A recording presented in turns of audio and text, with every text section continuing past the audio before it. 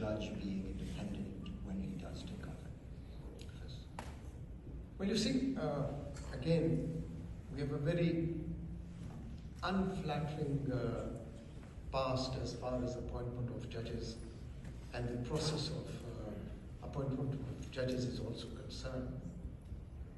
I don't know how many of you are aware of this because there are a number of distinguished guests seem to be from Pakistan as well.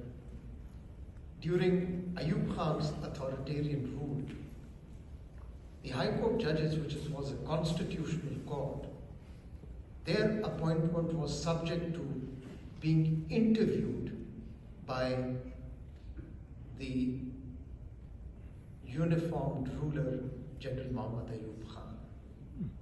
So one can imagine the independence of those judges, you see. I mean, a judge who consents to become a judge after being interviewed by a person in uniform who is only trained in the art of warfare and who has an authoritarian rule, I'm afraid it speaks volumes for the independence of judiciary. So we started from there.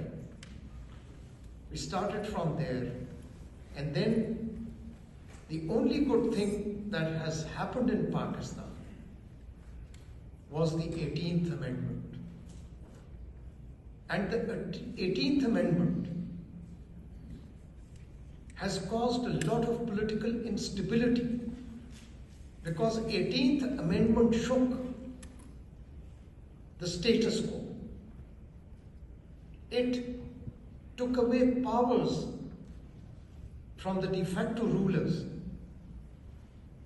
And the 18th Amendment, I must say, the credit goes to that parliament which passed the 18th Amendment. And for the first time in the 18th Amendment,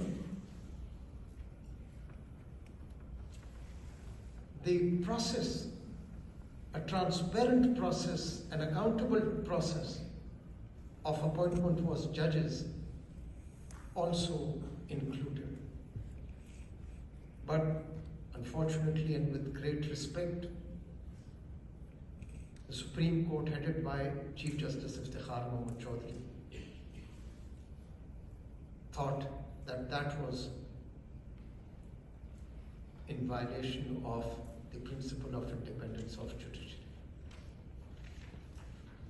In my recent dissenting judgment, I've taken a different view.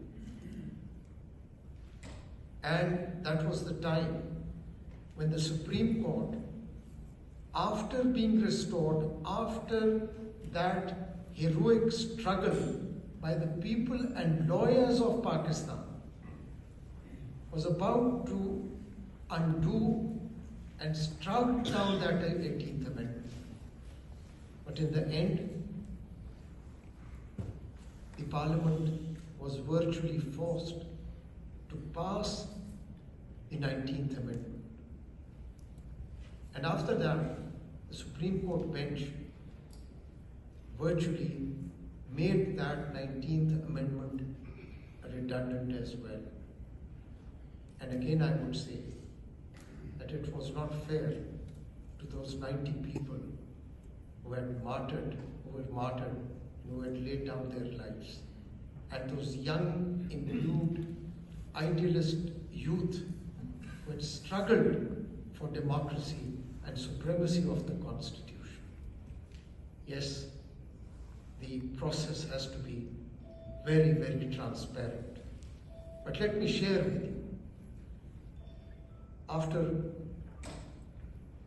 when I became the Chief Justice, there were only 3 judges at that time in the High Court. And the image of the High Court was not what it was now, or what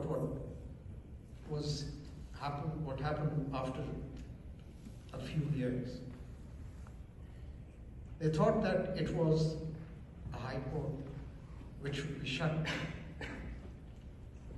But When I became the Chief Justice, I knew that a High Court is known by its independent judges.